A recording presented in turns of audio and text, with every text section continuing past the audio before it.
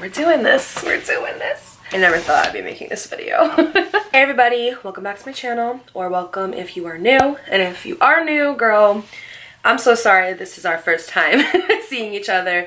You might want to go and watch a couple other of my videos so you can kind of get an idea of who I am as a person, what my character is like, the moral compass I have now, etc. But this video, there's gonna be no editing, there's gonna be no outtakes, there's gonna be no jump cuts. The only time you'll see editing, because my camera dies every 30 minutes, gotta love that, is when my camera dies and I have to start new footage. So it's going to be probably one of the most raw, uncut videos, if that even is possible for me as a person, of my life on this channel. But it's time to expose my past a little bit. As you guys know, I tell you guys literally everything, the relationship I have with my subscribers and with my viewers and with my fans. I say fans lightly because in no way, shape, or form do I think that I'm like famous or anything, but the relationship I have, you guys, is super transparent and super vulnerable. The whole synopsis of my channel from day one has been, I want to come on here, share my experience, so younger women, older, whatever, like whatever age you are, women in general can learn from my mistakes, hopefully not repeat them. Like, prevention is key. Or if you have made the mistakes that I have, you're not alone on your journey, because at the end of the day, mistakes are what make us human. Mistakes are what teach us tangible lessons and are stepping stones for our future. That way we don't repeat those mistakes. It makes us into a better person. I can confidently and proudly say, when I look back on my life, there is not one single solitary thing that I would change, because it's made me into the woman that I am today. It's allowed me to have a platform to come on here and share, etc. But a lot of the times I come on here and I tell stories about a lot of other things that have happened in my life, other people, etc. And I feel like I'm one of the only YouTubers that come on here and tell the stories where I don't look like a perfect person. In fact, I look like an asshole, like a literal asshole. I subject myself to open criticism. I don't delete comments. I do clap back in them though. So girl, if you're gonna go there today, just know that you will get a response. I know that when I started my channel, it wasn't going to be peaches and cream. I know that I was going to be talking about a wide variety of topics, and that people were going to not be proud of that and not like that and criticize me for that, and that's okay. I know who I am as a person. I'm super confident in who I am as a person. The mistakes that I have that have led me up to where I am today, sitting here telling you the story I'm about to tell you, have made me into the woman that I am. I'm wiser because of it. I'm smarter because of it. I'm stronger because of it, okay? And I don't regret it. I really don't, because it wouldn't have made me into who I am today. And it is what it is. I've done what I've done. I'm not proud of all the things that I've done. I've apologized if I've ever wronged anybody, and I've made an active decision to change going forward. So if you're gonna go ahead and comment anything down below criticizing me, just know that I've already heard it before. I've already told it to myself, and it's not going to bother me, so you're quite literally wasting your time. I got a TikTok comment the other day from somebody, and it made me realize that I want to come on here and tell this story because it's super important, and I think it's also a wide variety topic, especially with what's going on with the Raquel and Tom Sandoval situation. I do have a whole video planned where I'm going to be doing a deep dive on that, because the thing is that us as women, is we have a direct correlation in the decisions that we make in our life that are directly correlated to how we feel about ourselves, our self-worth, our self-confidence, self-esteem, and self-love. And I can confidently say that growing up, I did not have self-esteem. I did not have self-love. I did not have self-worth at all. So it caused me to make horrible decisions. So the comment basically said, I don't remember exactly, but I will put it right here. It basically says, you know, it's so funny that you do all this positive content, you say all these positive things, yet you dated somebody that you knew your friend was with, and you're weird for that. And she's absolutely right. I definitely did do this, not in the context in which she's saying. We'll get into this later, but I have made mistakes. I'm not perfect. At one point in my life, I was a shitty person, and I will confidently say that because I know I'm not a shitty person anymore, but I was a shitty person. And because I was a shitty person, and because I made mistakes, I can come here now and I can talk to you guys and say, hey, this is what I did and I'm not proud of it, but this is why I did it. And if you're going through this too, you can change. My hope is that you listen to this video from start to finish without judgment, with an open mind, and that you realize that the decisions I made in my past do not reflect on who I am now as a person. My moral compass is pretty strong. If I was the way I am now back then, I probably wouldn't have done this, right? But anyways, so let's basically get into it. In 2018, I dated one of my coworkers' boyfriends. And let me just give you a brief description of how this started. So I was working at Apple Pear, and my co-teacher was Casey. We're just gonna call her Casey for the sake of this video. It's not her real name. I'm gonna protect everybody's identities because not everybody's on social media, right?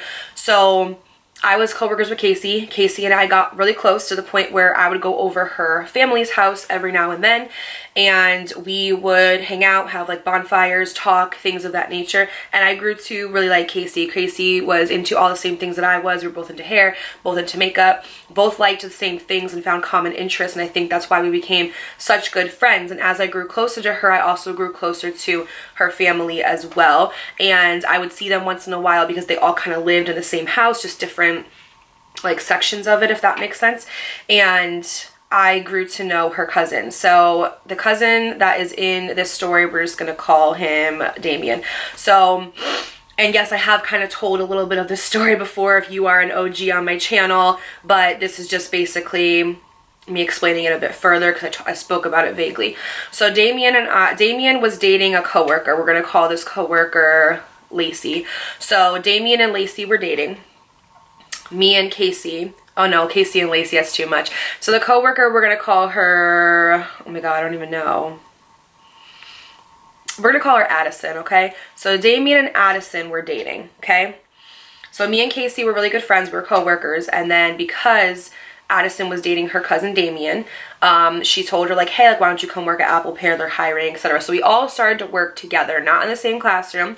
Addison was on the complete other side of the building, doesn't really matter, but we weren't super close, and I want to emphasize that. I'm not saying what I did was right, but we were not by any means best friends, or I really wouldn't even call us friends. I would say we were acquaintances. Doesn't mean what I did was right, but people seem to have this synopsis because nobody knows the actual truth of what happened. They only know the part that makes me look bad. And that ends literally today because it takes two to tango, and I took on 80% of the heat from what happened, and I'll take that because at the end of the day, I'm only in control of my actions. But we live in this world where it's a societal thing where the woman always gets blamed and always gets put 80% of the heat and of the criticism, and the man walks away scratch-free.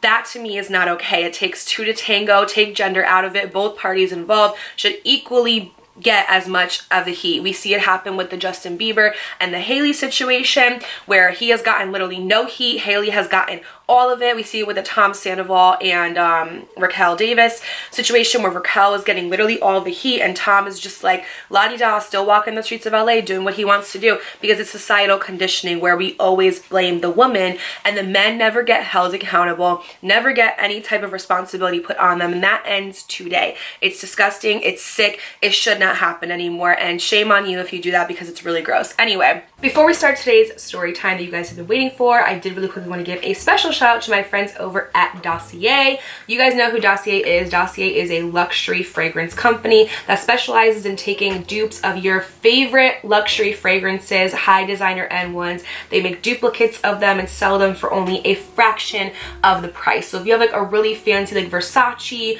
or Dior perfume that you like, they will make a duplicate of it and literally sell it for only like $29 to like $40. Literally like a fraction of the cost. So you could be saving so much money instead of spending like $300 on a perfume. You can get one full-size bottle, literally the same exact thing. It's just cheaper. It's just a duplicate, and I just absolutely love this one so much. This is Floral Marshmallow. This is one of Rihanna's favorite perfumes. Love Don't Be Shy by Kilian, but they made it into Floral Marshmallow. Only $29. You guys know I talk about this one all the time. Fruity Magnolia. This is a dupe of Versace Bright Crystal, girl. Literally so freaking good. I am absolutely obsessed with it. As you can see, girl, the bottle's empty. And then, of course, honorable mentions are always like Ambery Saffron and Ambery Vanilla. You guys know I've been working with Dossier for like over a year now. I truly love them so much. They have such a near special place in my heart because I love the company. I just love how I'm saving so much money. The smell is immaculate. It lasts all day. Like I literally will wash my clothes sometimes and they will still kind of smell a little bit like the perfumes. So I just love how I can get duplicates of my favorite perfumes for only a fraction of the price. They come in these boxes, and so when you open the box, you get this little card that says all the notes, the top, base, and middle, and they say like what perfume it was inspired by. Of course, you get like your full-size bottle, but they also will send you a sample size in every single box. So say you take the sample out and you try it and you're like, girl, this isn't really what I want, you can send it back and get a full refund, or you could just trade it for something else. So Dossier is super confident in providing quality luxury fragrances for you guys, and I'm confident that you will be happy in them too, which is why they have the 100% guaranteed satisfaction money back rate. So if you want to try Dossier, all you have to do is literally just click my link in the description. My code has changed. It's now DakotacrossX10. Do DakotacrossX10.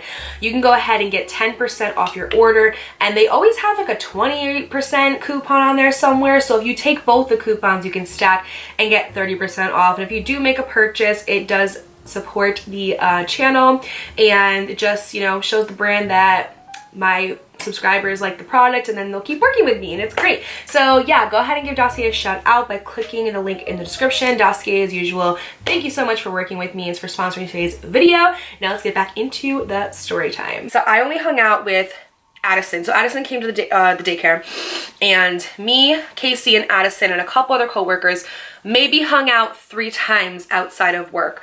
2 times it was a fire, 1 time it was for swimming. I have never in my life had a separate conversation with Addison over text. Yes, I had her number, and yes, we were all in a group chat, but we wouldn't talk in it frequently. It would just be like an every now and then thing where we would talk crap about work, or we would talk crap about, you know, whatever. And this is not the group chat of the daycare series I talked about. That's completely different coworkers. They have nothing to do with this. This was towards the end of my time at Apple Pear. That was like towards the beginning / middle. So furthermore, I never had a conversation with Addison by myself. We never hung out by ourselves. We never had like a personal, deep conversation by ourselves. So I think one thing I want to point out is that I take friendship and the word friend more serious than most people do in the world. Most people will go out to dinner with somebody, like a best friend, and they'll have a friend with them, and because they hung out 1 time, they'll be like, oh yeah, that's my friend. Oh yeah, that's my friend. That is not me. If you haven't met my family, if I've never had close, intimate, personal conversations with you, if you don't know personal, intimate details about my life, if you have never met my child, I don't consider us friends. I consider us acquaintances. Acquaintances versus friendship is something that is completely different. I think it's honestly a lost practice where people just call anybody their friend, give anybody their trust, and that is not how I am. If I call you a friend, that means you are my friend. Like the friends that I have now, 7 girlfriends that I do have, I consider all of them my best friends. All of them have met my child. All of them have met my family. All of them know personal, intimate details about me, and so I consider them my friend. There's a difference between a friend and an acquaintance, but if acquaintance has a boyfriend and then you date them, it still is wrong. I'm just trying to emphasize here that this was not like my best friend. Okay, great. So happy we have that covered. So basically what ended up happening was I was talking to Casey. I was going over her house for fires, things like that, getting to know her family. So what had happened was, it's not an important part of the story, but Casey had a cousin who was brothers with Damien, and we'll just name him David, okay? David and Damien. So David, I actually liked first. I met him first. Me and him kind of like hit it off. Our conversations were real good. At each other on social media, but then he went and got a girlfriend. So left that alone, wiped my hands clean. I don't do that stuff. So we stopped talking, right? And then I want to say it was like a month or so later, his brother Damien added me on Snapchat. Damien and David are Casey's cousins. So here's Casey, she lives up here. Here's David and Damien, they live down here. Cousins, live in the same house, just different sections, if that makes sense. So what had happened was I first really liked David, but then David had a girlfriend. So I was like, okay, whatever. Like, we didn't kiss, we didn't do anything. We never did anything. It's just, we you know that vibe you feel when you like somebody? Like, that's what I felt, and he felt it too. So it didn't work out. That's fine, cool. So after a month, Damien added me on Snapchat one day. He added me on Snapchat. And I thought it was kind of weird at first because I knew that he was dating Addison, who's also my coworker, right? So I was like, that's a little bit weird. Now, the first mistake that I made is I should have went into work and said to Casey, hey, Damien, your cousin, just added me on Snapchat. Like, why is he adding me on Snapchat? That's kind of weird because he's dating Addison, who's our coworker. Like, that's weird. But I didn't because honestly, part of me was like, okay, this is a little bit weird, but then part of me was like, you know what though, I've been going over there more lately. I've been getting more acclimated with their family. So maybe, I don't know, he just added me on Snapchat because of that. For that reason, looking back now, it was a calculated move. And I kind of knew that then, but I feel like I didn't want to admit that because of my level of self-worth, which I will get into further into this video. So he adds me on Snapchat, and I posted a video one day of me singing a song by Ariana Grande. At this point, I was kind of getting more comfortable with my voice, and so I'd put videos like on Snapchat. And he also sings too, so he wrote back and he was like, oh, like, you have a really good voice. And I was like, oh, thank you so much. And I didn't think anything of it. I really just was like, oh, he's being nice, cool, whatever. But that turned into more conversations happening over the next couple of weeks, right? So next couple of weeks go by, and every now and then we would message each other. And I'm not gonna lie and say he was like thirsty or super trying to talk to me. I will say, again, it takes two to tango. So he would write me, I'd write him back. We would talk and we would have conversations. Again, this is something that I probably should have recognized. Why is he even having a conversation with me if he has a girlfriend? Like, sure, yeah, you can chalk it up to, okay, cool, like he just is being nice. But if I had a boyfriend and I found out that he was adding one of my coworkers, talking to her on Snapchat, I'd be like, what the fuck? Because you know, like, obviously it does not just end there, right? It always snowballs into something more. So that happened. We talked for maybe like a week or so. It really wasn't anything crazy, and it wasn't anything flirtatious at first. It really was not, and I will stand on that to this day. So one day I come into work and I'm out. I remember this day specifically. I was outside. I want to say it was like maybe, I don't remember the exact time. I want to say maybe it was May, maybe it was June. I can't remember the exact time, but it was hot out. So remember I was wearing a short sleeve and I was wearing shorts as well. So I'm outside and I'm with the kids, and my coworker Casey comes outside and she's like, oh my God, you're never going to believe this. And I said, what? And she said, Damien broke up with Addison. And I was like, oh my God, what? Like, that's crazy. Like, why? I had no idea. I had no idea. How would I have known, right? And she's like, I don't know. It's really weird because like normally they don't break up like this. They've been together for a while, so this is kind of crazy. And I said, oh, like that sucks. I feel bad for her. I know what it's like to get broken up with and then you have to go to work the next day, and it sucks. I didn't think anything of it because why would I? So that day kind of comes and goes, and Damien ends up messaging me on Snapchat, and again, we're just kind of picking up casual conversations. A couple days later, he ends up telling me about his situation, how he broke up with Addison. And I said, oh yeah, I heard that. I'm sorry about that. I heard that from Casey. I heard it at work, and I'm sorry to hear that. You know, hope you heal, hope she heals, and I hope everything is copacetic, you know, at one point in time, because they did share dogs together. So it's like sharing a child together, like custody. So I was like, you know, I hope that goes okay. And he's like, yeah, thank you. You know, I broke up with her because I just wasn't happy anymore, and I had to make a decision for me, but I do feel really bad because I care about people's feelings. And I was like, oh, I totally get that. There's been times where I've had to break up with somebody and it's fucking killed me, because even though I'm not happy, I don't want to see them unhappy either. So we're talking and we're kind of just relating to one another. And that was it for about a week. Every once in a while he would message me, every once in a while I would message him. So it was about like that time, I want to say for like 3 weeks, we were just kind of talking over message, right? And then one day, and I can't remember the exact turning point, but it turned into a flirtatious banter where it was like, oh, Dakota, I feel like you're becoming one of my best friends. We have so much in common, because I'd post things about music. He would write back. We would talk about how we both like not play piano, but know a couple songs on the piano. And I remember the first thing that he said to me, which was super freaking funny, was he was like, the only song that I can play on piano is All My Life by Casey and JoJo. And he said any other song that sounds like a toddler banging their fist on the keyboard. So I thought that was absolutely funny. And one thing about me is if someone can make me laugh, that shit hooks me in. Well, used to. I'm not like this anymore. Used to hook me in real quick. So that happened. And over time, the conversation just got really flirtatious, which was wrong. And I'm taking full accountability for that. As a woman, I had the choice to go in and tell Casey what was going on with her cousin. And I also had the choice And the reason why it's wrong is because Addison was our coworker, but also Addison and Casey kind of had a close relationship because she was dating her cousin and they lived downstairs. So Addison was over all the time and her and Casey would talk and things like that. If this was just some like random girl and they had just started dating and then they broke up, maybe it wouldn't have been as wrong, but it was wrong. And also me and Addison were acquaintances. We did hang out as a group outside of work a couple of times. So I know that this was wrong. In this time, I didn't think that way because I was being selfish. I was in my ego and I was thinking way more of myself than anybody else. And I also want to emphasize that at this time, I was a hot mess, you guys. I had just left my apartment and I had moved back in with my father. I was having financial trouble.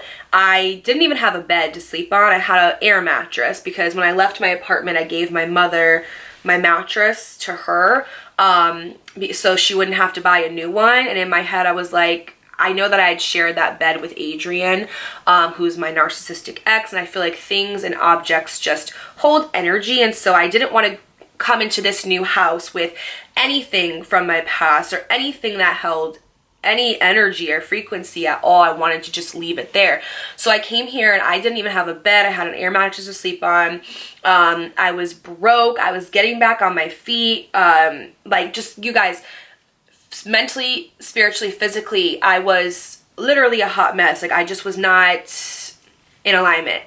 And I think that sometimes in your life when you are a hot mess, you kind of rebel against morality and you rebel against things that make logical sense because you just want to feel something other than what you're going through. I'm not saying in any way, shape, or form that this excuses the things that I've done, but it just gives an explanation. But an explanation does not mean it excuses it. It explains it, but does not excuse it, okay? And I'm fully aware of that. So we start talking and things start getting a little bit flirtatious to the point where we're like going back and forth. We're just like flirting. And it was wrong. And I had the choice within that time to stop it, but also to tell Casey, and I just decided not to. So some days are going by and we're still talking over Snapchat. And one day we're just kind of like, we should hang out. Like, we should, girl, bye. We're kind of just like, we should hang out. We should go on a date. We should hang out, get to know each other, etc. And I agreed to it. So we set up basically a time for us to hang out, but we know that we can't go anywhere public because nobody knows that we're together yet. Casey doesn't know, Addison doesn't know, his family doesn't know, and I'm not laughing about that because I'm just laughing because I can't believe how fucking bold I used to be. Like, ew, if I could go back in time and just smack the crap out of myself, I would. So we end up making a day to hang out. In fact, it was on Casey's birthday that we hung out, and again, piece of shit, it was Casey's birthday and we figured this would be the perfect time to hang out because, oh no, I'm so sorry. Our first date was not at Casey's birthday. Our first date, I've already talked about this in another video where he showed up to my mom's house and picked me up 2 hours late, which should have been a red flag. And then he had, you know, like a gift bag on the seat of, you know, makeup and of like poetry books and things that I like, and we went to the beach and we had pizza and we had a great conversation. It was a great night. And also, this is not to talk bad about Damien. Like, Damien is not a bad person at all. We just both made a silly choice because we were young and we were dumb and we weren't thinking about other people. But there was just red flags that shown that we just romantically would have never worked out. Maybe as friends, you know, but not romantically, just platonically it should have stayed. And I don't think that would have been a problem with anybody, but you know, the fact that we took it to the next level is where I think the anger and frustration from other people came in, the fact that we did it so sneakily and didn't tell anybody until it crashed in our faces. So the second time we hung out, Casey was having a birthday party and she invited me, she invited Addison, she invited a couple people from work, and she was really looking forward to me going. And I have to say, I'm going to try to not get emotional while saying this, but in this whole entire thing, the number one person I regret hurting is Casey, because she was my friend. She was not just my coworker. She was my friend. She had been to my house before. I had been to her house before. We had had deep conversations. We had shared personal, intimate details about our life. And it was wrong. Because I have done a video on this before and you guys were in the comments and you guys were like, I don't get why she would be mad at you for dating her cousin. it was because of the way we went about it, and it was because we were also hurting Addison, who was also close to Casey. So in her mind, she's like, I'm not sure where that left off at because my camera just died, but her birthday had come up. She had invited, you know, multiple people to it, and we decided to hang out that day, and it was so wrong. And oh, that's what I was saying. Like, my number one regret in this is hurting Casey, because that was my friend, and what should have happened is, say if I just couldn't help myself, right? Like, I love this person so much, I wanted to be with them. What I should have done is I should have went to Casey and I should have been like, hey, me and your cousin have been talking, we have a good connection, what do you think of this? Would you mind? Because if you do, then I'll cut it off right away, and if you don't, that's something we could talk about. But I should have considered and asked her feelings, and I think that that's the number one place where I went wrong, was not considering anybody else's feelings but my own. I was being so selfish. I was operating in a state of ego. Like, my ego was literally just like at the front seat driving, and my moral compass and the person that I normally am, who doesn't want to hurt people and who doesn't make choices like this, was in the back seat being like, bitch, you were supposed to go left and you went right. Like, what is going on? So my number one regret during all of this is hurting Casey, and it's something I still regret to this day. I actually, like, when all was said and done, literally, because she blocked me off everything, sent her a letter. Like, I literally sent her a letter in the mail apologizing to her, because that was my friend, you know? I understand where her hurt and frustration came. So we hung out that night. I missed her party because I was a piece of shit, and that's the night we officially made things official, and he asked me to be his girlfriend. And nobody knew. Nobody knew. So where this all came crashing was, I went to work, and we were Snapchatting each other, and I left my phone on the desk, and he had Snapchatted me, coincidentally, right as she was putting something in the desk. Like, it was like a kid's clothing item or something. She was putting it in there and saw that his name on Snapchat came up. She didn't say anything to me. And I used to go back during this time and be like, if she had such a problem with it, the minute that she saw his name, she should have said something, or she should have asked me about it, or she should have blah, blah, blah. But looking back, no, because that wasn't her responsibility. That was my responsibility as a friend, to approach her with what was going on and either get her consent or not. So what had happened was, she saw that and she went home and immediately talked to Damien and was like, I'm not okay with this. I don't like this. I don't want you guys even, like, talking as friends, like, anything like that. And this is not okay, basically. And the reason is, and I know a lot of you will probably be like, oh, I don't understand. Why is she... Because like I said in the beginning, when me and David liked each other, which is also her cousin, who's Damien's brother, she was all for it. And she was like, I really hope you guys get together. You guys are cute. Like, I can see you guys, like, starting to like each other, like, whatever. But the difference is that David wasn't closely correlated with anybody to Casey. Damien was. Damien's girlfriend was our coworker. And they had already kind of, you know, Addison and Casey had kind of already developed a bit of a friendship. So I get where I get it. I totally get it. But at that time, I was only thinking of myself and my feelings. And my ego was like, well, why was she so okay with me wanting to talk to David but not talking to Damien? It doesn't make any sense. So that happens, and I basically said, we actually, you know what? This is actually, I'm sorry. From the beginning, I wanted to tell her. Damien didn't want me to. Like, from the minute that we first started talking, I was like, I really think we should tell her. I think that us sneaking around, it's going to blow up in our face. We're going to get caught. It's going to look 10 times worse than it actually is. We should tell her. And he was completely against it. And he said no, because he didn't want Addison to find out just yet. The whole thing didn't make sense, because it's like, what are we going to do? Just sneak around for a year, and then finally you're going to tell your family, and you're going to tell Casey, and then Addison's going to find out? Like, what do you think was going, like, what, I still to this day don't understand what he was thinking. I think that he just, like, wanted me, and then eventually was going to tell everybody, but did not want Addison to find out, because he didn't want to hurt her. Like, you know what I mean? And I get that. It's like, if you get into a relationship right after you break up with somebody, it's going to hurt that person. I think he wanted to prevent that. But it's like, fact of the matter is, like, we have to tell people eventually, like, what do you think is going to happen? So he was, like, so against it and was like, no, like, you cannot tell her anything.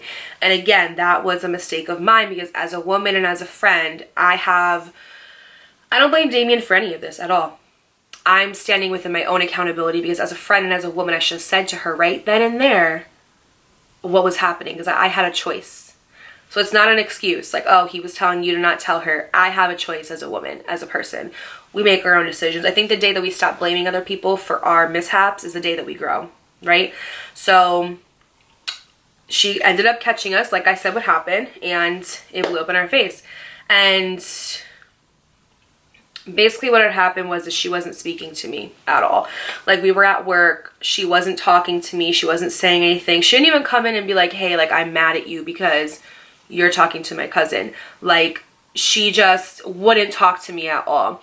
And then a couple days later, she did start talking to me. And I was like, oh, what the, like, is she okay with it now? Like, what's going on? And she started talking to me. And I was like, oh, like, what? Like, but it was like an unbeknownst thing. Like, we didn't talk about Damien. And I was like, oh, what the heck? Like, this is weird. Unbeknownst to me, he had told her that we stopped talking. So to her, it was like, oh, they stopped talking. Okay, cool. Like, I can be friends with Dakota again. But that was not the truth. We were talking still that whole entire time.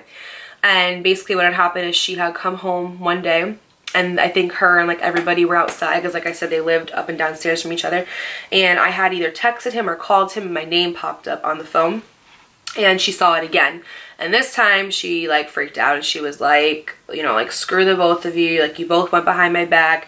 You both have had the opportunity to tell me and haven't. And she was right for feeling that. Casey was 100% right for feeling that. If that was me in that situation and somebody was talking to my cousin behind my back, and also his ex-girlfriend and me were like cool, like me and her were friends, but also her and Addison were friends.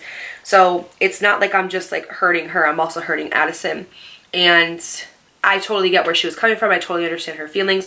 She was angry because of that. She had every right to be, and still to this day has every right to be. And she told Addison, like, we were at work and she went to her classroom and told her, like, oh, like, Dakota and Damien have been talking for some time. Like, I think they're together, X, Y, and Z.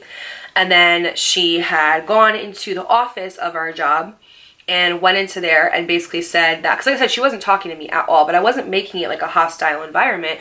I was basically just giving her the same energy back, not talking. And back in the day, I was so just like, screw Casey, like, I don't know why she's so mad at me. It doesn't make any sense, because she was fine with me being with David, but she's mad at me for being with Damien, and she's immature, and, you know, she's tiptoeing around. If she really was a friend, she would come in here and she would talk to me. It was so easy for me to blame everybody else instead of me sitting there and being like, Dakota, it's the fucking principle. It is the principle. It is the moral. Like, your moral compass is supposed to be going this way, and it's like all the way down here. Like, it's broken. There is no compass at this point. Like, you need to change the batteries or something. Like, you know what I'm saying? Like, instead of me looking at myself and being like, this is wrong, it was easy for me to say, but it's what I want. But he makes me happy. But I'm happy, so fuck what everybody else thinks, right? And even towards Addison, like, I just didn't care. Like, I knew it was wrong, but I couldn't get myself to admit that. Instead, I was just like, nope, I'm right. And I was mad at Casey for telling her. But it's like, you're mad at Casey for telling Addison that you're dating her ex-boyfriend, but not mad at yourself for dating her ex-boyfriend. Like, Dakota, like, grow up. So during that time, she ended up telling her, and I was going to leave. We were in the toddler classroom together. I was going back to school, so my schedule was going to change. I wasn't going to be a full-time head teacher anymore, and instead I was going to float around the building, you know, so I would work a certain amount of hours. I would help teachers with whatever they needed. I would do bathroom breaks, lunch breaks, etc. So Casey only had 2 more days until I left the classroom, and the classroom would basically go to her. And she didn't know this yet. The only reason why I even knew about this was because I had gone in there like 3 days prior to this event happening, and I had talked with my manager and my assistant director, and I told them, like, hey, like, I want to go back to school, my schedule is going to change, can you guys just make me a floater instead of being in the classroom, because I feel like I won't have time for both, and it's better for the kids. Like, I was always thinking about the kids. And they said, yeah, absolutely, you know, like, we'll tell the teacher, we'll tell the parents, you know, on Monday what's happening, and we'll talk to Casey on Monday and tell her what's happening, etc. This was a Friday, okay? So she had 2 days. No, I'm sorry. this was a Friday, so this was our last day in the classroom together, and that Monday I was going to come in and be a floater. She went into the office, and this is not to like talk bad about her or anything, like this is a video of me sharing my mistakes, but if we're going to talk about the whole story, we need to talk about what everybody did and not just me, okay? Because for years I took the blame for this, and I feel like that's not fair, right? She went into the office and told them all of everything, like, oh, Dakota is dating Addison's ex-boyfriend, who's my cousin, and she said that basically I was making the classroom a very hostile environment and that she was extremely uncomfortable and that she didn't want to work with me in the classroom anymore. So I remember this day because I was in the classroom and she was supposed to come back from her lunch break. I had 8 kids, but they were all sleeping. And if all the kids are sleeping, you can be in the classroom just one person by yourself. But if even one wakes up, your co-teacher needs to come back. And she was like late from her lunch break, and I kept paging like, I need a teacher in toddler B, I need a teacher, and nobody was coming. And she walked in with like a smirk on her face. It was like I knew she just did something sneaky. So I was leaving early that day. I had an appointment and I was leaving early. As I walked out, they were like, oh, Dakota, come in, we have to talk to you. And I was like, what did this girl say? So I come in and they basically said, you know, we just don't feel like you and Casey are working well together anymore. We don't know what's going on. She didn't tell us anything. We don't know anything about the situation, but she basically said that you guys haven't been getting along and that you're making the classroom a hostile environment and that we just think it's best if you guys separate. And I'm like, first of all, this is my classroom. I have been in this classroom by myself for 3 years. I am the head teacher. You're going to take away my classroom because a teacher who has been working here for 7 months came in and said, I'm making the classroom a hostile environment. You guys didn't even ask me my side of the story. You guys didn't even take it upon yourselves to ask my opinion about it. Didn't say anything. It's just, oh, she came in here and said this, and, you know, you're going to be leaving anyway, so, you know, you're not going to be in there at all anymore. Not even bathroom breaks, not even lunch breaks, nothing, because Casey doesn't feel comfortable around you. Because wait, oh, I'm sorry. This was a Wednesday. So she had 2 more days of me being in that classroom before I was out. And they were like, yeah, you know, when you come back tomorrow, you can't go back in that classroom because she doesn't feel comfortable. So I was mad at multiple people. I was mad at her for going in there and telling her personal business. Because in my opinion, what I did was wrong. But not wrong enough for you to go in there and try to get me fired. Like, that was petty because she knew I had a daughter to feed. She knew my situation at that time. I had benefits, dental benefits through that daycare. And at the time I had Invisalign and I was almost done with it and I needed that insurance to cover the rest of my treatment. And if you go anything under 30 hours, they take your insurance away. So like, I had a lot of stuff on the line and she didn't care about that. So she went in there and told them, so I got taken out of my classroom. And also, like I said, she had no idea that in 2 days I was going to be out of that classroom anyway. They were going to talk to her that Friday or that Monday. So she really went in there with the agenda of getting my classroom taken away from me. So I was mad at everybody. And because I was mad at everybody, it made me want to do what I was doing even more. Because I was like, well, fuck it. I already lost everything. I lost my friends at work. I lost my classroom. Technically, I was going to leave the classroom anyway, but you know what I mean. Like, what if I had decided I wasn't leaving the classroom? What if I decided to still be a full-time teacher in there and she came in there and told you guys what was going on and you guys still would have taken me out of my classroom? Like, that's where my head was at. I was like, that's messed up. You don't do that. So long story short, I leave that Friday and the week after I was on vacation. Like, I was going to have that whole week off. Not vacation, but like I just took time off. So Sunday night comes around and I'm like, oh, let me go check the email for our schedule. And I check it and I'm not on the schedule. I'm on all call the whole entire week.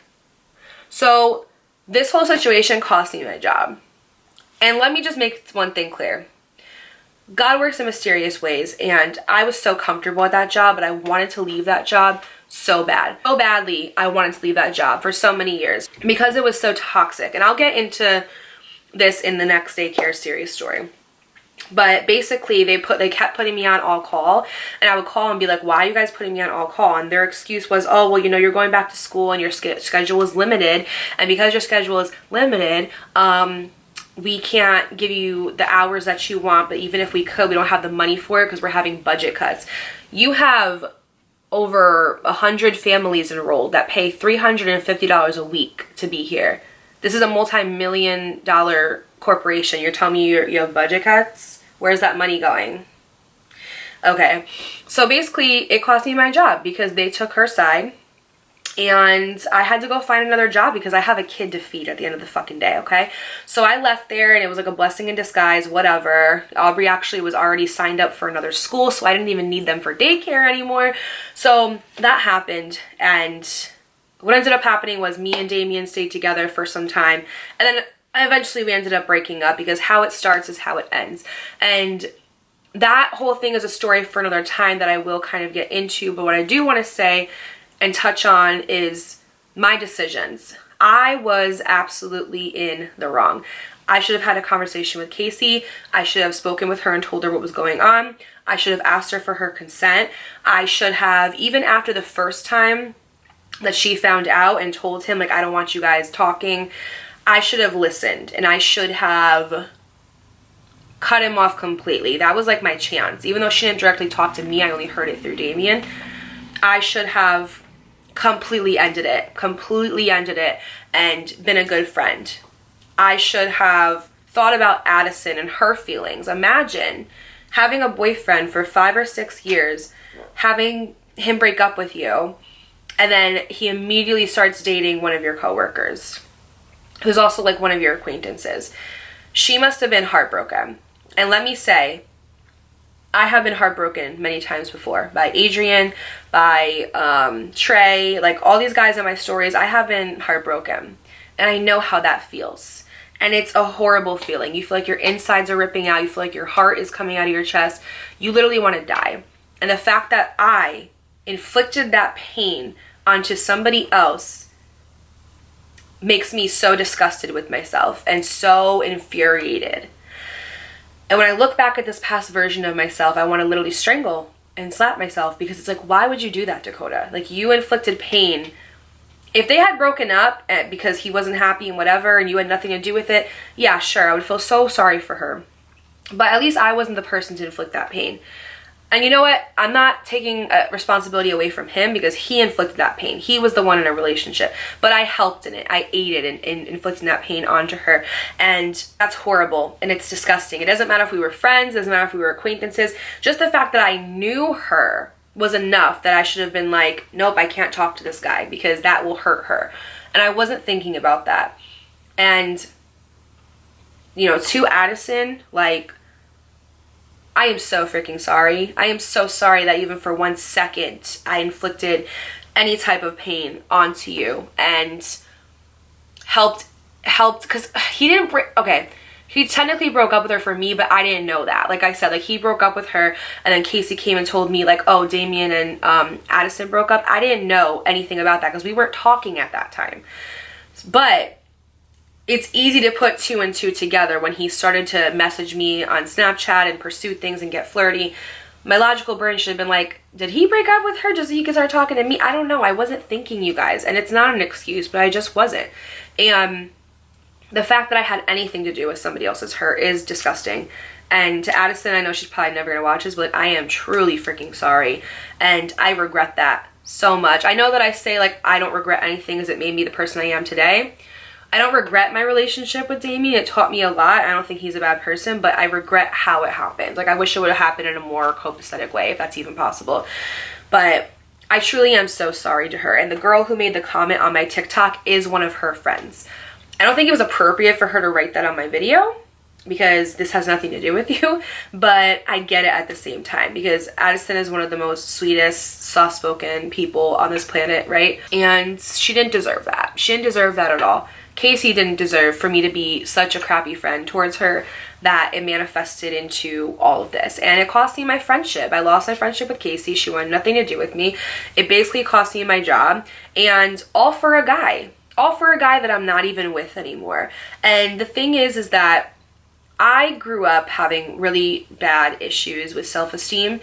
I don't care what anybody says. When a parent is out of your life, it makes you feel like you're not good enough. It makes you feel like, why am I not good enough for you to get your shit together to be my parent? And like I said to you guys, my dad was out of my life from the time that I was 13, the time that I was 18, and in the pivotal moments of your life where you need a father, I didn't have one. My mother and I, teenage relationship we had, it wasn't good. It wasn't good. I didn't like her husband that she chose to have. I didn't like how he spoke to her. I didn't like how he spoke to me. I didn't like how he just was in general. And I had so much anger towards her for who she picked that I just was always enraged. Like, I was always just so angry. I was so mad. I was having problems in school. I was always getting bullied. I just always felt unworthy, right? Like, I didn't have a lot of friends. If I did have friends, I was the butt end of all of the jokes. Like, they would basically like only hang out with me to like make fun of me or poke fun at me. Or I was always that friend where when you're walking on the sidewalk, or it's like with two people, you're like the third one behind them. I just always felt like the people in my life that needed to validate me the most, which was my father and which was my friends, I didn't get that from them. And my mother, don't get me wrong, my mother loved me. She still does love me. I know my mother loved me and she did show me love. But I feel like sometimes because I was so mad at her over who she picked to marry that I couldn't even receive that love because I was so mad, right? And also because because her and my stepdad were fighting a lot and she was so stressed. Like, my mom, you know, my mom has gone through it, okay? Like, she had a traumatic childhood that nobody deserves to have. My mother never deserved that. And then as she got older, she got into marriages with men who didn't treat her the way that she deserved to be treated and would often leave her in tough positions. Like, when my dad started drinking, my mom basically became a single mom and she was trying to make it work with me and my brother. My brother was going through his own thing, just wreaking havoc in her life. And my mom was so stressed. Like, she was going to school, she was working, she was trying to deal with my brother and him going off the deep end. She was trying to deal with, you know, the hurt that my father had caused her for not getting sober for his family. She was trying to deal with when we moved and she got her new husband. He had his own issues, his own addictions, and she was, you know, fighting with him, like trying to make it work. Because there would be times where like my stepdad and her would break up because she would throw him out for drinking, and she would be like, how am I going to make it work? Like, I'm basically a single mom again, but in New Jersey things are so much more expensive. So I feel like my mom was always just so stressed because she was trying to survive. She was trying to hold a roof over our head. She was trying to feed us, you know, and I commend her for that so much, and she did a pretty good job because look how I am now. But I don't feel like I got as much attention and as much love as I should have because of that, because I feel like her attention was elsewhere because she was trying to just get us to survive to the next day. But what did I do? I started looking for validation within romantic relationships and with men. And so what that would do is I would allow in these men who weren't good for me. They would just love bomb the crap out of me in the beginning, and that would make me think like, oh yeah, like this is like, yeah, like they love me so much, like this is love, right? And I would stay with like toxic men for that reason because that was the only place I was getting validation from. So where else was I going to get it? You know, it would cause me to settle. It would cause me to just not pick people out of love. It would cause me to pick people out of survival. So for me, when I think I told you guys in middle school and high school, people always say like, what are you talking about, Dakota? You were so pretty. But for me personally, I don't feel like I was pretty. I don't feel like I looked good. I feel like I really grew into myself and my looks once I turned like 22. And because of that, like when I was younger, I didn't get a lot of male attention. I did once in a while, don't get me wrong. Once in a while, yes, I did. But I was very prude. Like, I didn't like sleeping with guys. Like, I didn't like doing anything with them. Like, that's just how I was, right? So naturally, guys in middle school and high school want one thing, and then when they see you're not going to give it to them, they're like, bye. So it did save me from sleeping with like really disgusting people, and it did, you know, help me like love my body and things like that. But I didn't receive a whole lot of male attention until I turned about 22. When I turned 22, I don't know if I went through puberty late. I don't know what happened, but all of a sudden I was just getting attention left and right from guys, left and right. When I would go out to bars, I would go to grocery stores, gas stations, anywhere, and get all this male attention. And so because I was getting this male attention, but I wasn't used to it, I was eating it up. Like, I was like, oh my god, yes, like I love, like, yes, like male attention left and right, cool. Sorry y'all, my camera died again. I don't even know where I left off because I have to wait like 15 minutes for it to cool down and then come back here, and girl, my memory ain't how it used to be. But as I was saying, I was wrong. And I know that I was wrong. And I look back and the decisions that I made just don't correlate with who I am now. Now I feel like my moral compass is on point. I make decisions out of how I feel about myself, and how I feel about myself is good and confident and happy and healthy. But the person that I was back then, I didn't feel that way. I wasn't happy. I wasn't healthy. I wasn't operating in a state of self-love. And self-confidence and self-esteem is directly correlated to how you feel about everything in life, for how you attract everything in life, from your jobs to your partnerships to your friendships. If you don't feel worthy of a happy and healthy relationship, you're not going to let that in. I speak about this a lot in my videos, but I don't believe in the quote, you are what you attract. I believe in the quote, you are how you feel about yourself. You let in how you feel about yourself. You are that doorman in a nice fancy hotel, right? You're the doorman, and there's that door that's just spinning round and round and round in the back, right? You are that doorman at the forefront of the hotel. And if you see somebody walking by who looks nice, looks put together, you know, is happy, is smiling, is healthy, you're gonna let that person into the hotel and be like, cool, yeah, come in. Like, yeah, I'm security. You don't look like that. You don't look like you're gonna do anything bad. Come in. If you see somebody walking down the street with a bat full of blood on it and spikes and is yelling, telling everybody they're gonna kill them, right? You're probably not gonna let them into that hotel because you're like, yeah, that's a red flag. You look like you're literally gonna kill somebody. I'm not letting you in. But if you have a blindfold on, it doesn't matter who it is that's coming up to the hotel. You're gonna open that door and let them in. And that analogy is your self-worth. You sitting at the door, that's your self-worth. And that blindfold is off. You see, like, I'm gonna let somebody in who looks happy, who looks healthy, who is engaged, who is in alignment with me, right? But when you have that blindfold on because you have yet to do the inner work and all you want to do is just be like, I can't see, I'm blind. Like, literally, you'll let anybody in. You'll let anybody validate you. You'll let anybody feed your ego, and that is not right. The person that I was this time, I had yet to start my journey. I was in therapy and then I stopped. And that was the worst mistake I could have probably ever made. I wasn't working on myself. I wasn't, you know, diving deep into my trauma and deep into the things that were bothering me and healing from them.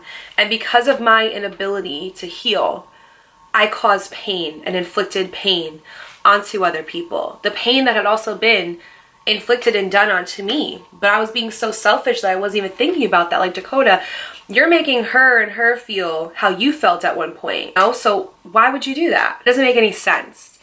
I was not a good person.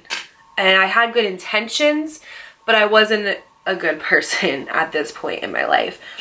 And I think because I was going through so much, I just wanted to rebel because I wanted to feel something other than anything that I was feeling at that moment. And like I said, I started to get more male attention. I didn't know how to handle it. And I took that male attention as validation, right? So when a guy would tell me I was beautiful, I thought I was beautiful. When a guy would tell me I was smart and intelligent and had my shit together, I would think that. And that validation, when you seek that and accept it from other people besides you, is a very dangerous thing. Because if somebody now tells me I'm pretty, I already know I'm pretty. So it's like, oh, thank you so much. But I'm not going to keep going back to you to feed me that validation because I already have it within myself. I'm complete and whole within myself. So when you tell me it, it's just like the icing on the cake, right? But the whole cake was baked by me. So you just added the top layer, but the rest of that stuff I already made, right? You're an addition to that feeling that I already feel within myself, but you're not the completion of it. You're not the originator and the source of it. I am. At that point, the source and how I felt about myself was not good. I didn't think that I was pretty. I didn't think I had anything going for myself. I didn't feel good about myself. So somebody telling me that validated me. It filled that hole that I had. And so that was very dangerous, and it would cause me to get in some toxic relationships. It would cause me to make bad decisions and bad choices. And, you know, I don't know if you guys are following the whole thing that's going on with Raquel and Tom Sandoval. If you have no idea what I'm talking about, basically, this guy named Tom was in a relationship with this girl named Ariana. Ariana and this girl named Raquel were friends. Apparently, Raquel and Tom have been having an affair for like 7 months, and Ariana found out about it. And Raquel made a statement on Instagram that basically said, that she's in therapy and she's healing, and she's realizing that she seeks validation from outside sources and circumstances in order for her to feel good about herself. And because she doesn't feel good about herself, she goes for unattainable men.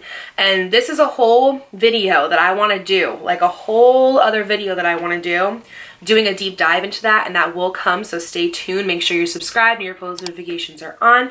But not excusing what she did, because what she did was horrible, but I understand it. And although I've never done anything to that magnitude, I understand where she's coming from. And Raquel is beautiful. She's a freaking model. She's like literally one of the most prettiest girls I've ever seen. And if somebody like that can have that little self-worth and self-love for themselves, even though they look amazing on the outside, that just goes to show that how you feel about yourself to the core matters. How you feel about yourself to the core is going to reflect and manifest into your material and physical life. How you feel in here matters. You can have the longest lashes in the world, the most best hand-tied weft extensions, okay, the clearest skin, the most bomb makeup skills, the most bomb designer purses, the best wardrobe, literally. But all of that stuff is add-ons. They are additions, right? They are things that you put on. It's a costume, it's a mask. How you feel in here is what matters. How you feel to your core, how you feel with when you take all of that stuff off at the end of the day and you go to bed with yourself. The person you're sleeping with, you, how do you feel about them? That's what matters. If somebody who is a fucking model can have little self-worth and do something like that to their friend because they don't feel good about themselves, or they feel like they can't self-validate, it just goes to show that it matters. How you feel about yourself matters. And not only matters to you, but to other people, because it's going to reflect in the decisions that you make, okay? And I look back at who I was at that time. I am not the same person now, okay? I have learned, I have changed, I have grown. I have made it a point to put myself into therapy, to heal. I'm still healing. I'm always going to be healing. I'm not 100% healed. I never will be. You will never be. Nobody will ever be. This freaking cup will never be. But I have made it a conscious decision to show up to therapy every single Wednesday to heal the things that have happened to me in the past so they don't keep manifesting in my current reality. I have made a conscious decision to become the creator and in the driver's seat, the pilot of my own life, and make sure that I don't repeat mistakes like this again. So to the girl who commented this, yes, you're right. I did date somebody's boyfriend that I had somewhat of a relationship with, and it was wrong. I lost a friendship because of it. I lost my job because of it. I think I've gotten my karma enough. It doesn't excuse what happened, but I am here explaining that I just wasn't a good person at that time. I didn't like who I was. I clearly didn't like who I was. Look how I was acting. I would never do something like that now. I did not want to heal, and because I didn't want to heal, other people suffered for it. And I'm so sorry to anybody involved who was on the outside. I apologize to anybody involved who was on the receiving end of my sword. Best believe it was a double-edged one. One end in me, one end in you. And I didn't want to take it out of me because I thought I was right because my ego was operating, so I didn't want to take it out of you either. And I am so sorry for that because that was not okay. That was so messed up. If I could go back in time and change things, I don't know. Because you know what? It made me into the person I am today, and it prevented me from making those mistakes. So if I go back and take the hurt away and do things differently that didn't hurt people, abso-freaking-lutely, yeah. And I'm so sorry to anybody involved. It was never my intention, but I did it. It doesn't matter if I intended to or not. I did it. I was a messed up freaking person. But guess what? I'm allowed to have a life after. I'm allowed to sit here and have a platform where I share my mistakes with people so they don't make them. Because prevention is key. And if I could come on here and be like, hey, this is a point in my life where I was a piece of crap. Please don't repeat this mistake. And if somebody looks at this and is in my situation and can say, you know what? I'm going to make a better decision than Dakota did. I'm going to go this way because I saw what happened to her. And if that story ends up being hey, I prevented making this mistake because I watched your video. That's my job. That's what I'm here for. I get countless messages from women every single day saying that I taught them something and that they applied the lessons from my mistakes and that their life is better now because of it. That's what I'm here for. You could have somebody come on here who has never done one wrong thing in their life and tell you, like, yeah, girl, you gotta be a boss-ass woman. You gotta have self-worth. You gotta have self-love. But if they've never been through those mistakes, they're speaking from a place of not knowing. They're not speaking from a place of experience. They're just speaking from a place of, this is how I am, this is what I did, and you should do it too. But if you're not speaking from a place of experience of what I've been through, why am I going to listen to you? Right? That's what I'm here for. I am allowed to make a life for myself after my mistakes. I'm allowed to grow and change as a person. And the mistakes that I made in my past, they were wrong. Oh boy, they were wrong. But it doesn't reflect who I am now. It doesn't reflect the woman I am now. It doesn't reflect anything in my life right now. I have apologized to all parties involved in this. And trust me, a girl got her karma. Okay? Best believe karma don't miss. And best believe I suffered because of it. But because of that karma, I was able to hit rock bottom. And when you're at rock bottom, all you have is an opportunity to build a new house. And that's what I did. And that's what I'm doing. So to the girl who commented this on my video, thank you. Not only did you make this a teachable, tangible experience that I can speak on and self-reflect on and teach to my audience, but you also showed me how far I've come in the past 6 years, because this did happen 6 years ago. And you showed me how much growth I had, how much progression I've had, how much I've fought through, but you also showed me that during this process, I had no choice but to start loving myself. I had no choice but to start healing. I got myself back into therapy. I stayed celibate for a whole 1.5 years. This relationship made me realize there's something wrong with me if I'm doing things like this, but also accepting love from this relationship that's toxic, because we did have a toxic relationship. And it caused me to stay celibate for 1.5 years. And during that 1.5 years, I've had so many opportunities to grow, and it was amazing. No, it wasn't amazing. I take that back. It was horrible, but it was amazing in a way where I learned so much. And then guess what? 4 years after that, I launched my YouTube channel where I shared experiences with other women in order for them to not become like me. I love what I do, and I love my peers on here and what they do. But I feel like I'm one of the most honest YouTubers on here that come on here, and I don't blame other people for my mistakes and my tragedies, because guess what? You're not responsible for what's happened to you. You're not responsible for the things that have been done to you. You're not responsible for the pain others have inflicted on you, but you are sure as hell responsible for how you heal from it and the decisions that you make going forward to make sure that you don't become the people who hurt you. I messed up. I made mistakes, but I'm also allowed to have a life after that. So I hope you guys enjoyed this video. If you did, don't forget to give it a thumbs up, give it a like, and comment down below. Let me know what you're working on right now to become a better person. For me personally, I'm working on my response. I feel like a lot of times I can get very defensive when somebody tries to give me constructive criticism or tells me not what to do, but gives me guidance. And I feel like from them, it's coming from a place of love, like, hey, I care about you, that I think this is what you should do.